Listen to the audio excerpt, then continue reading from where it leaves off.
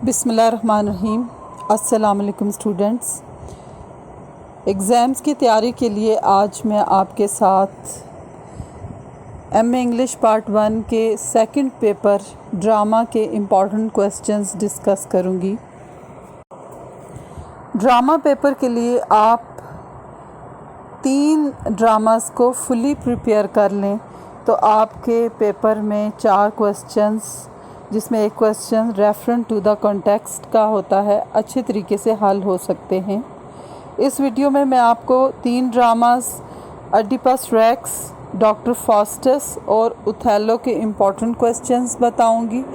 इन questions पे एक comprehensive assignment बना ली जाए तो हर तरह के क्वेश्चन का आंसर किया जा सकता है। सबसे पहले हम बात करते हैं अडिपस रेक्स की। इस ड्रामे का सबसे इम्पॉर्टेंट क्वेश्चन है Oedipus Rex as a Greek tragedy. इस असाइनमेंट में आप ग्रीक ट्रेजेडी में ट्रेजिक हीरो का जिक्र करेंगे, ट्रेजिक हीरो के हमार्शिया का जिक्र करेंगे, ट्रेजेडी के प्लॉट का जिक्र करेंगे। इसमें आप रोल ऑफ फेट और रोल ऑफ कोरस का भी जिक्र करेंगे, क्योंकि ग्रीक ट्रेजेडीज़ में ये माना जाता था कि डेस्टिनी इज़ कैरेक्टर, यानी हर चीज़ गॉड के कंट्रोल में है और कैरेक्टर मैज़ एक पपेट की तरह होता है, और वो इस लाइफ में अगर गॉड के अगेंस्ट कोई भी स्टेप लेता है, जैसे किंग लियोस और जुकास्ते ने गॉड की मर्ज़ी के ख़िलाफ़ औलाद पैदा की तो उन्हें ये सज़ा भुगतनी पड़ी। तो इसमें रोल ऑफ फेट और फिर रोल ऑफ कोरस, और फाइनली जो इस ड्रामे का फाइनल सीन है कि जब एडिपस रेक्स अपनी ज़िंदगी के तबाही और बर्बादी में पहुंच जाता है, यानी फॉल ऑफ हीरो होता है, तो उस वक्त feeling of pity and fear आप फील करेंगे, यानी कैथारसिस के बारे में बताएंगे। इस तरह से ये एक ही असाइनमेंट बनेगी और उस असाइनमेंट में से जो भी सवाल पूछे जाएंगे आप उनका आंसर कर सकेंगे। इसके अलावा इसमें ये क्वेश्चन भी आ जाता है कि यूज़ ऑफ आयरनी, और हम देखते हैं कि एडिपस रेक्स का स्टार्ट ही आयरनी से होता है कि जहां एडिपस रेक्स खुद ये ऐलान करता है कि वो उसके मुल्क पर आई मुसीबत की वजह ढूंढना चाहता है, और वो ये भी बताता है कि वो बहुत सिंसियर है और इसके लिए उसने पहले से ही काम शुरू कर दिया है कि जो भी कोई रिस्पॉन्सिबल होगा उसे सज़ा दी जाएगी। हालांकि ऑडियंस को ये पता है कि इस मुसीबत के पीछे वो खुद ही है, तो इसे हम कहेंगे कि आयरनी ऑफ कैरेक्टर। इसी तरह से यहाँ पर हमें आयरनी, वर्बल आयरनी यानी डायलॉग्स में जैसे टेरेसियाज अंधा है और वो बज़ाहिर तो हमें अंधा नज़र आता है लेकिन वो उसे सब कुछ नज़र आता है, यानी हर चीज़ से वाकिफ़ है, जबकि एडिपस के पास आंखें हैं लेकिन उसे ये नज़र नहीं आता कि गलती उससे खुद हुई है। इसी तरह से और कई ऐसी सिचुएशंस हैं जिसमें हमें आयरनी नज़र आती है। तो ये पूरी जो ट्रेजेडी है इसमें आयरनी को एज आ लिटरेरी डिवाइस इस्तेमाल किया गया है। तो इस तरह से एक क्वेश्चन आपको ये भी आ सकता है। नेक्स्ट ड्रामा है doctor Faustus. Doctor Faustus renaissance tragedy है, तो इस पर यही क्वेश्चन पूछा जाता है कि आप डॉक्टर फास्टस एक्सप्लेन एज आ रिनाइसेंस ट्रेजेडी। जब आप ये असाइनमेंट बनाएंगे तो उसमें आप ट्रेजिक हीरो यानी डॉक्टर फास्टस की पूरी कहानी बताएंगे। एग्ज़ाम्स में ये भी क्वेश्चन पूछा जाता है कि explain the contribution of Christopher Marlowe's in English drama. तो इसमें आप रिनाइसेंस ट्रेजेडी का जो एलिमेंट आप डालेंगे कि इसमें कोरस को किस तरह से इस्तेमाल किया गया है, थोड़ा चेंज करके। में ये भी बताया गया है कि जो डॉक्टर फास्टस है वो कोई प्रिंस या किंग नहीं है, बल्कि वो एक कॉमन मैन है, कॉमन पर्सन है, और रिनाइसेंस एज की तरह वो स्पिरिट ऑफ रिनाइसेंस को रिप्रेजेंट करता है।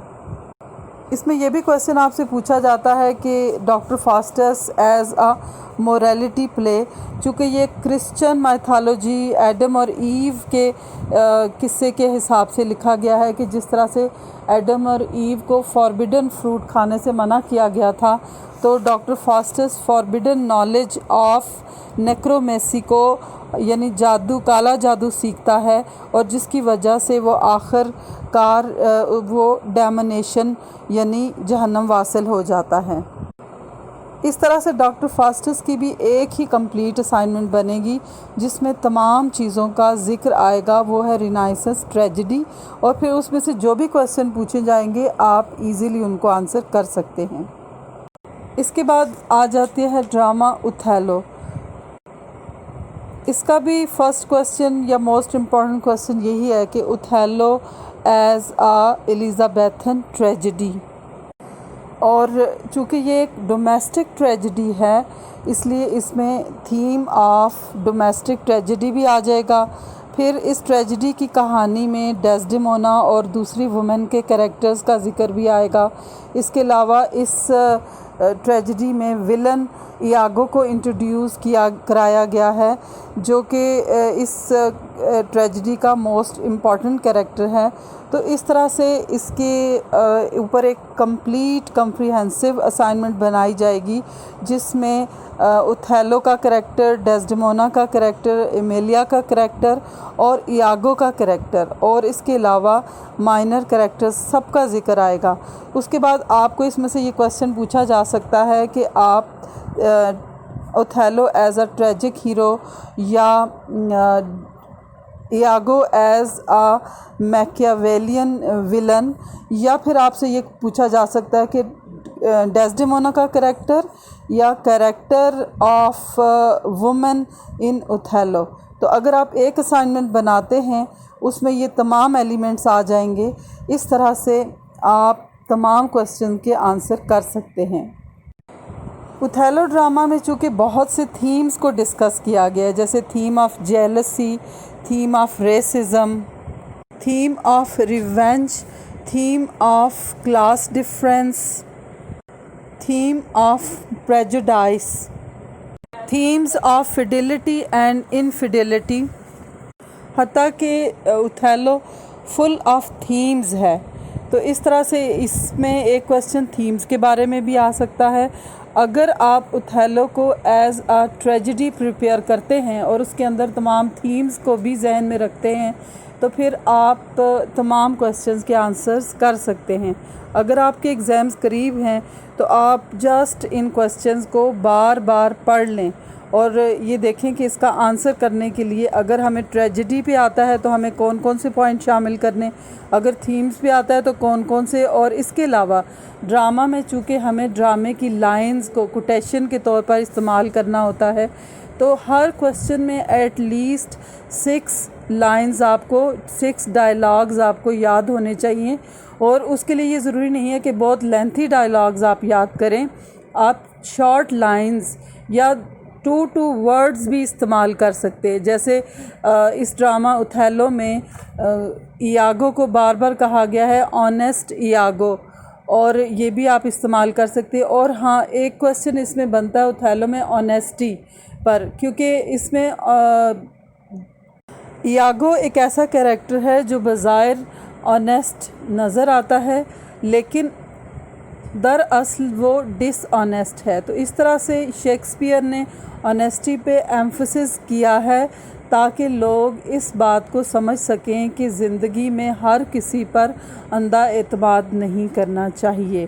तो इस तरह से आप इन कोई से अपने सब्जेक्ट के 3 ड्रामास को सेलेक्ट करें और उनमें से जो ड्रामास मैंने आपको बताए हैं ये ज़्यादा फेमस है, और अगर आपके एग्ज़ाम्स करीब हैं तो आप सिर्फ वही 3 ड्रामास करें जो आप ऑलरेडी प्रिपेयर कर चुके हैं और उनके इस तरह से एक कम्प्रीहेंसिव असाइनमेंट बना लें जिसमें तमाम चीज़ें कवर हो जाएं और फिर आप उनको according to the question tackle करना सीखें, जिसके लिए आप यूनिवर्सिटी क्वेश्चन जो बुक के एंड पे होते हैं, सॉल्व क्वेश्चन, या आपके पास अगर कोई सॉल्व कोई टेस्ट पेपर या कोई नोट्स हैं तो उसमें से आप पढ़ें और सीखें कि किस तरह से हम इन क्वेश्चन को आंसर कर सकते हैं।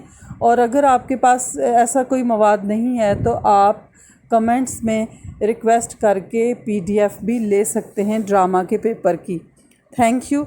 अगर आपको ये वीडियो अच्छी लगे तो लाइक करें और मेरे चैनल को सब्सक्राइब करें ताकि मुझे करेज मिलती रहे कि मैं आइंदा भी वीडियोस बनाती रहूं। Thank you once again.